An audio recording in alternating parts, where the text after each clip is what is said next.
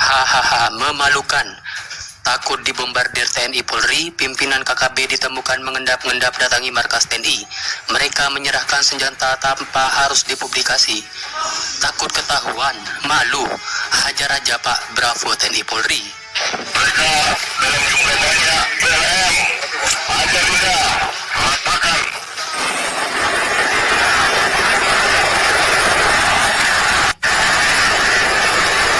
Dan tadi pagi saya sudah perintahkan Panglima TNI dan Kapolri dilihat dulu, karena ini masih simpang siur, diduga itu nggak bisa loh yang namanya apa itu sinyal nggak ada, jadi ini masih dikonfirmasi dulu ke sana apakah betul kejadiannya seperti itu. Untuk bisa komunikasi, kita bermalam di situ di bawah gunung lagi, di kaki gunung itu kita makan di situ lagi, makan mie manta, makan ular, pokoknya barang yang bisa kita makan. Terus teman dia naik telepon di atas gunung, di atas ada utusan dari Pak Edo naik telepon Pak Pale, dia naik.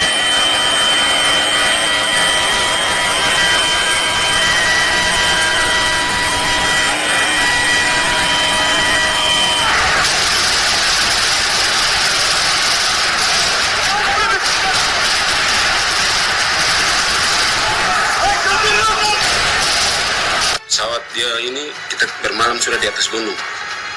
Bermalam di atas gunung, paginya kita turun, kita jalan lagi. Kita jalan sampai pas di gunung terakhir, Gunung Weda, gunung yang paling tinggi untuk lihat apa dapat jaringan.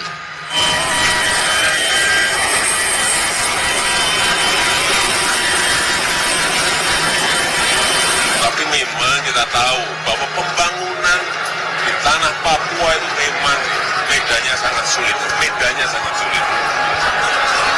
Dan juga masih terdapat gangguan-gangguan keamanan seperti itu, ya.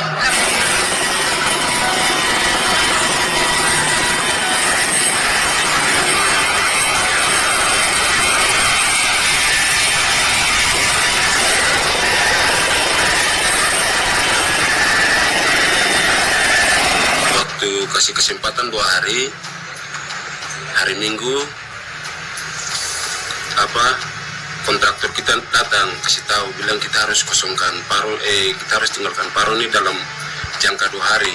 Hari Minggu pembagian uang, kontraktor bagi uang habis, hari Senin kita mulai jalan. Siapa yang tua tapi gak kompetisi? Saya orang Papua. Kamu berapa? Saya dapat sekali 3 tahun. Saya tahu kamu di Papua. Sama masuk angka kita, sopir angka kita. Terus kita sampai ke Kenyam. Di Kenyam kita karena kita naik cukup besar, kita punya teman 5 orang itu. Karena bawa kita ke Timika di bandara angkatan udara punya nih. Ya, jadi saya minta mundur. Orang sih silakan dilapor polisi. Kami tidak tahu kamu. Yang penting saya dikosongkan. Anak sekolah banyak, orang tua banyak, keluarga mau beraktivitas. Jam 2 siang dia balik jam 8 malam. Dia balik, dia bilang sudah telepon Pak Kapolres, Pak Bupati untuk nanti besok kita naik pagi-pagi di atas untuk chopper jemput kita. Puluhan anggota KKB menyerah secara sukarela kasat duduk lindungi rakyat Papua. Digempur terus-menerus oleh TNI Polri, memuat anggota kelompok kriminal bersenjata KKB Papua terdesak. Bahkan puluhan anggota KKB Papua dikabarkan telah menyerah sekaligus menyerahkan senjatanya kepada TNI di wilayah perbatasan RI PNG. Mantan anggota KKB Papua yang menyerah, terang penerangan Komdan Cendrawasih, menyerahkan secara sukarela senjata api atau senpi jenis Enkelop kepada Satgas Pamtas RI PNG Yonif 725 Warwagi Naungan Kolakops Korem, Kabupaten Boven Dagoel, Papua Selatan. J dan E mendatangi salah satu pos Satgas Yonif 725 Warwagi setelah diterima oleh anggota pos. Kemudian kedua orang tersebut mengaku membawa senjata api jenis Enkelop dengan maksud ingin menyerahkan kepada anggota pos Satgas Yonif. Kata Komandan Satgas, Letkol Ins Syafuddin Mutasidasi, Dalam keterangannya, penyerahan senjata oleh SDRE dan J kepada Satgas Yonif 725 atau Warwagi jelas Letkol Syafruddin merupakan hasil dari hubungan baik dengan masyarakat. Selama ini Satgas Yonif 725 Warwagi melaksanakan tugas pengamanan perbatasan RI PNJ khususnya di wilayah Boven de Goel tentunya sudah banyak melakukan interaksi dan menjalin silaturahmi dengan baik dengan masyarakat yang ada berada di sekitar wilayah pos jajaran Satgas Yonif, ujarnya. Informasi yang dihimpun, SDRJ dan E merupakan salah satu mantan anggota KKP Papua yang telah sadar dan kembali mengabdikan dirinya ke pangkuan publik Indonesia, serta menjaga kedamaian di wilayah Papua. Ratusan amunisi dan senjata KKP Papua berhasil disita Satgas Damai Kartens. Bahkan, TNI Polri juga menangkap 13 anggota KKP Papua. Satgas Damai Kartens telah menyita 13 pucuk senjata api dan 710 amunisi berbagai kaliber dari tangan kelompok kriminal bersenjata KKB. 6 dari 13 pucuk senjata api itu disita dari KKB pimpinan Egyanus Kogoya di Kabupaten Enduga, Papua Pegunungan. Sementara 4 pucuk dari Kabupaten Jayapura, 2 pucuk dari Kabupaten Puncak, dan 1 dari Kabupaten Jayapura. Satgas Damai Kartens juga menyita 16 magazin dan 136 senjata tajam.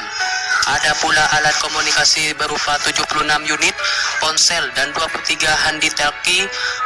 Turut disita pula 4 unit radio SSB, 7 buah senjata kamera dan teropong, 4 laptop dan 4 bendera bintang kejora. Kombes Faisal menyebut pihaknya telah menahan 31 orang anggota KKP Papua untuk menjalani proses hukum. Terpisah, TNI merotasi pasukannya di Papua. Rotasi dilakukan sebagai tindak lanjut dari pemerintah Panglima TNI Laksamana TNI Yudo Margono. Kepala Staf TNI Angkatan Darat, Kasat Jenderal TNI Dudung Abdurrahman turun langsung bertemu prajurit yang akan berangkat ke Papua demi meyakinkan bahwa mereka siap menjalankan tugas di daerah operasi. Kepala Dinas Penerangan TNI AD, Brigjen TNI Hamim Tohari, saat ditemui di Markas Besar TNI AD di Jakarta, mengatakan Kasat selaku pembina kekuatan TNI AD ingin memastikan pasukannya sudah siap, baik dari latihan-latihan dan perlengkapan yang akan mereka gunakan selama bertugas di Papua. Kegiatan Bapak Kasat melihat batalion-batalion yang akan berangkat ke operasi ke Papua. Dalam rangka mengecek kesiapan, ini yang mengirim dari Panglima TNI untuk melaksanakan tugas operasi. Tetapi Bapak Kasat selaku pembina kekuatan Angkatan Darat ini meyakinkan pasukannya sudah siap, baik secara latihannya kemudian perlengkapan-perlengkapan yang akan digunakan sudah terlengkapi, dan mereka diyakinkan siap untuk diberangkatkan, kata Brigjen Hamim.